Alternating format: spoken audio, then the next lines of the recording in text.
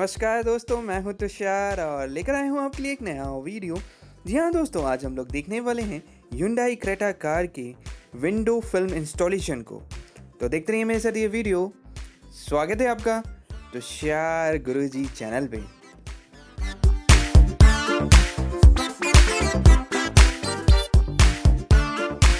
Hello दोस्तों, मैं हूं तुषार साहू और आज हम लोग इंस्टॉल करने वाले हैं Hyundai क्रेटा कार विंडो में फिल्म इंस्टॉलेशन।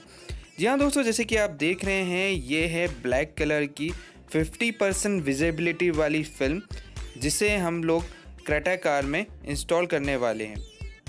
इसकी प्राइस की हम लोग बात करें दोस्तों, तो ये 800 रुपीज़ में 4 विंडो में इंस्टॉल हो जाती हैं। तो देखते रहिए मेरे साथ ये वीडियो।